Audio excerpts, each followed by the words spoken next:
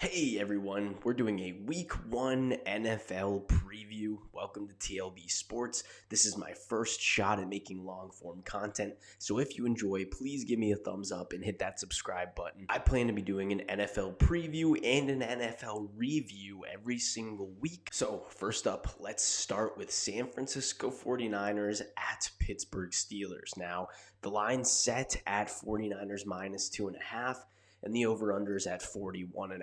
Now, I think both of these defenses are going to cause problems for Kenny Pickett and Brock Purdy, guys who, are a little bit younger, not as experienced, going up against, Nick Bosa, who just got paid, and TJ Watt. So that could cause trouble. This could be a close game. Obviously, Vegas thinks so as well. 49ers are a way better team, and I think that they'll cover this minus 2.5.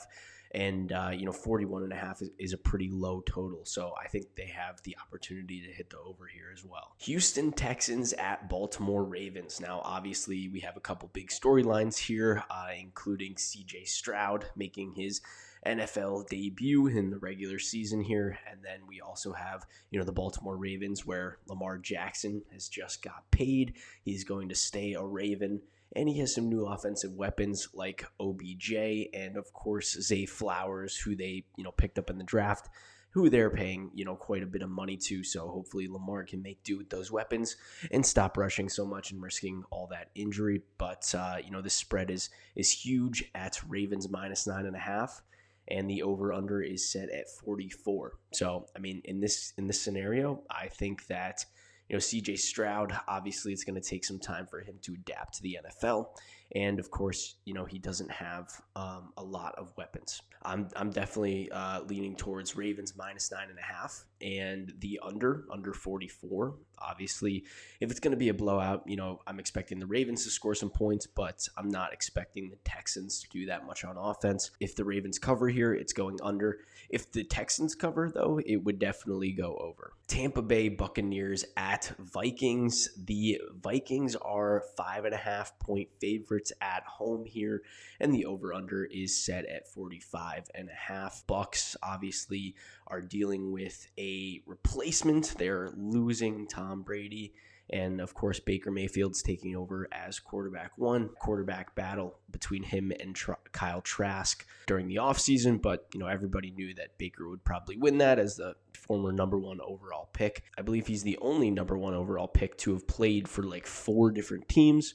Not 100% sure on that stat, but I think that's the case. And on the other side of the ball, you have the Vikings, who are coming off a huge playoff loss to the Giants. They scrambled together some wins last season. Obviously, they got, some beatings like against the Cowboys there. They showed that they were, a team capable of scratching out some wins, even if their point differential was negative or close to negative. So, here I like the Vikings. I like Justin Jefferson. Kirk Cousins has shown that, he can be a starter in this league and, not have any fear of getting replaced or benched. So, in this case, I'm leaning Vikings minus 5.5 and probably over 45.5 here. Not too high on the Vikings defense as well as Bucs defense. So I think this could be a big point fest and this could be a shootout. Jaguars at Colts. Now, this game's interesting. Obviously, I think a lot of people would overlook it, but you get to see Anthony Richardson start week 1 for the Colts here, and you also get to see Trevor Lawrence as he's, beginning to improve. Obviously he took a huge leap from his rookie year to last year. And now he has the chance to go, above and beyond, maybe even make it deep into the playoffs. Jacksonville on the road here. And then I believe, next week they're taking on the Chiefs on the road. So this could be a nice win for them before they probably get beat in week 2. Jaguars minus 5-point favorites.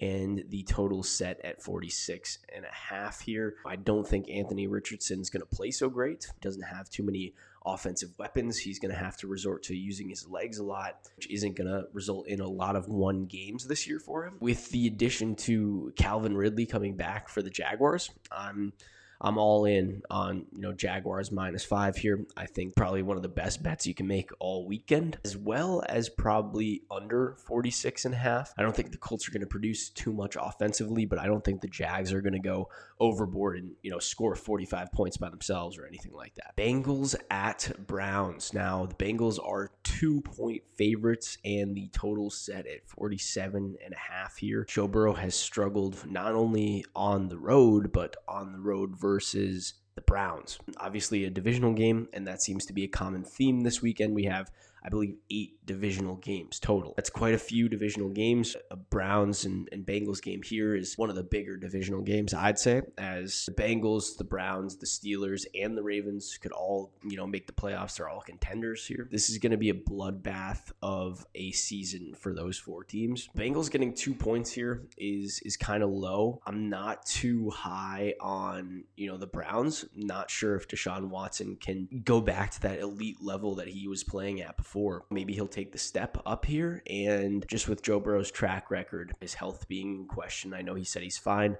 and he just got a absolutely huge contract. I believe it's 5 years, $275 million, making him the highest paid player in the NFL. Congrats to Joe B. I love Joe Burrow. I don't have too much faith in him in this game. I'm going to have to go Browns +2 here. Probably going to end up taking this over 47.5. I know it's a divisional game. Divisional unders usually hit at a pretty good rate, but it's Bengals-Browns. I think it's going to be back and forth until the Browns come out on top. Arizona Cardinals at Washington Commanders. Man, this is probably my least favorite game on the board. The Cardinals come in as 7-point underdogs, and the total is set at 38 points. So, honestly, the Cardinals are just a mess right now. They're obviously tanking for Caleb Williams. They have Josh Dobbs starting at quarterback.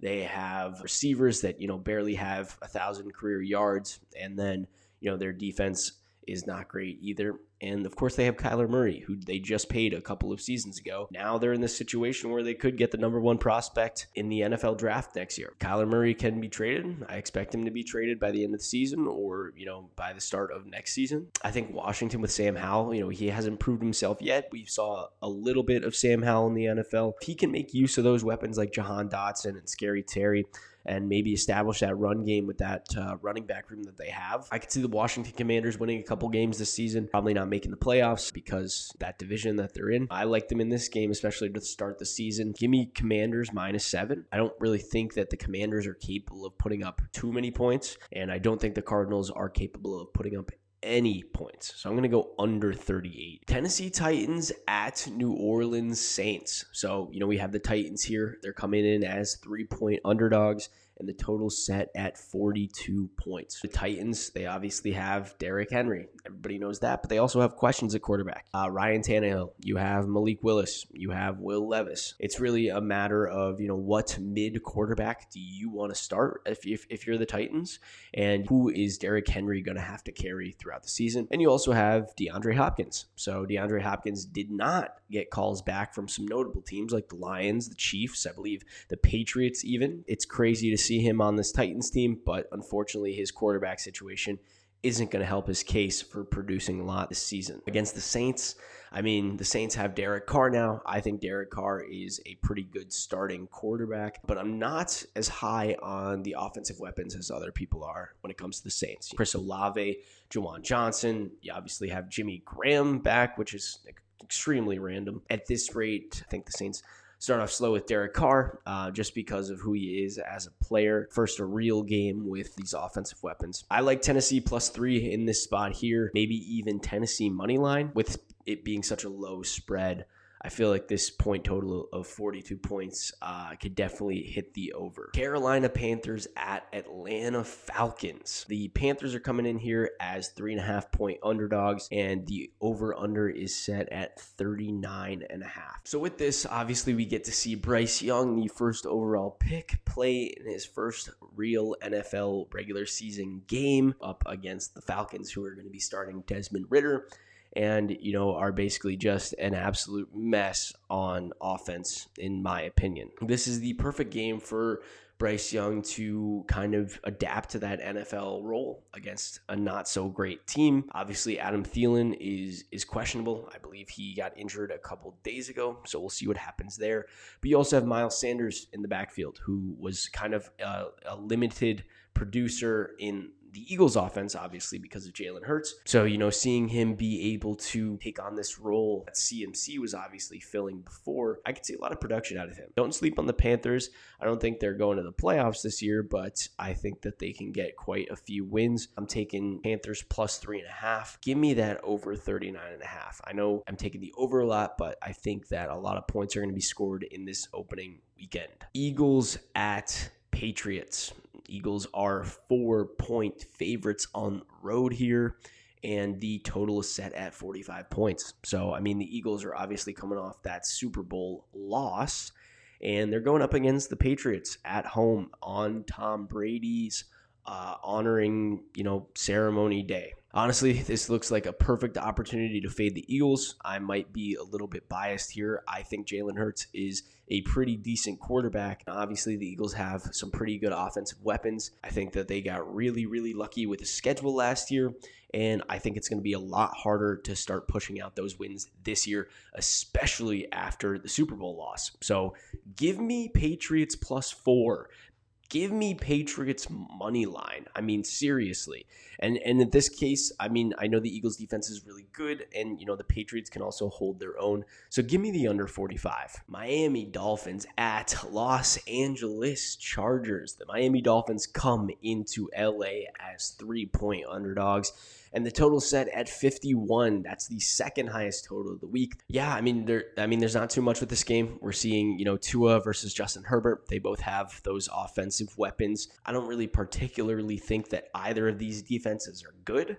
Obviously, we saw what happened in the Dolphins versus Bills playoff matchup, albeit, that was kind of a mess of a game. And then, Chargers versus the Jaguars. Obviously, that defense let up heavy in the second half and cost the Chargers that playoff win, cost Justin Herbert a playoff win. I'm going with, the better team here, and I think that is the Chargers. I'm not going to lie to you. Not going to lie, I don't think the Dolphins are that great. I don't think Tua is that great. So give me Chargers minus 3 and give me over 51 because I think these teams are gonna score points. Rams at Seahawks. Another one of these divisional games. The Rams come in as 5-point underdogs and the total set at 46. Now, seriously, the Rams have fallen off a cliff. They won a Super Bowl against the Bengals, and they haven't done anything since. You have Cooper Kupp, who doesn't even know what's wrong with him. They think it could be a nervous system issue or a nerve issue. I have no idea. So it's not looking great for Cooper Kupp fantasy managers, including myself, who took him in the first round a couple weeks ago. Matt Stafford has come on the record saying that he cannot connect with these young teammates. And with Cooper Kupp out, this makes it look even worse because he has no connection with any of these guys. Aaron Donald could potentially be on the trade block, I'm hearing. This team is absolutely falling apart. Give me Seahawks minus 5 all day. I think Geno Smith continues to play at the level that he did last season, especially with Kenneth Walker coming into his second season as running back to kind of take the load off for him. But also Geno Smith has those weapons like Tyler Lockett and like DK Metcalf. So give me Seahawks minus 5 and give me under 46. This is a divisional game, and I don't think the Rams are capable of putting up points. I don't think the Seahawks are going to be able to put up 46 points by themselves. Green Bay Packers at Chicago Bears. Now, man, this is a pick 'em. The Bears are 1-point favorites at home. The total is set at 42 points. You have Jordan Love, who's officially starting week 1. Hopefully he has a long career as a Packer, but I don't think it's going to be a good one. I really have no faith in Jordan Love or Justin Fields. I don't think either of them have what it takes to be a franchise quarterback. And I believe they're both completely different quarterbacks. You obviously have Jordan Love, who's more of a stay in the pocket and pass kind of guy. And then you have Justin Fields, who can't throw for his life. I mean, they won 3 games last season, and obviously he uses his legs to get out of situations, but that's not helping him at all. Honestly, I don't even want to pick anything for this, but do I think the Bears are going to just continue to be absolutely terrible and Jordan Love can kind of step it up in this divisional game and still own the Bears? Yes, I do think so. So give me Packers on the money line, minus 102. And give me this over 42. Divisional game, I understand, but over 42 is a little bit low. Raiders at Broncos. We got another divisional game. I told you there's 8 of them this week. The Raiders come in as 3.5-point underdogs with the total set at 44 points. The Raiders obviously have Jimmy Garoppolo as quarterback and Aiden O'Connell behind him, who looks exactly like Derek Carr for some reason. And then you have the Broncos with Sean Payton as the head coach, who's trying to fix Russell Wilson as he looked absolutely terrible last season. And then obviously those offensive weapons for Russ like Jerry Jeudy, like Cortland Sutton. They have a pretty good running game too with Javonte Williams and Samaje Perine that they've signed from the Bengals. The Broncos at home. This was a big mistake last year, taking the Broncos at home against the Seahawks in week 1. But I don't think this is a mistake at all. I think the Raiders are an absolute mess. I wouldn't be surprised if Devontae Adams gets traded before the end of the season here. So I'm taking Broncos minus 3.5 and give me over 44 points. Cowboys at Giants, Sunday Night Football. The Cowboys are coming in as 3.5-point favorites on the road, and this total is set at 45.5 points. I mean, Dak Prescott, seriously, might be one of the most underwhelming quarterbacks in the world. I mean, the guy really thinks he isn't going to throw more than 10 interceptions this year. He's throwing 15 of them, at least. I mean, seriously, this guy has no chance of ever winning a Super Bowl. I mean, this is a divisional matchup. You have Daniel Jones, who just got paid. You have Darren Waller now on the Giants. Who cares about the receivers that they have? Apparently, Jalen Hylett's supposed to be a really good rookie receiver. And then you have Brian Daboll, who can rally these guys up and make them win anything. I mean, for crying out loud, they just won a playoff game against the Vikings, but it's still a playoff win, okay? Having this game be at home in New York, I'm taking the Giants here. Giants plus 3.5, and give me the over on Sunday Night Football, over 45.5.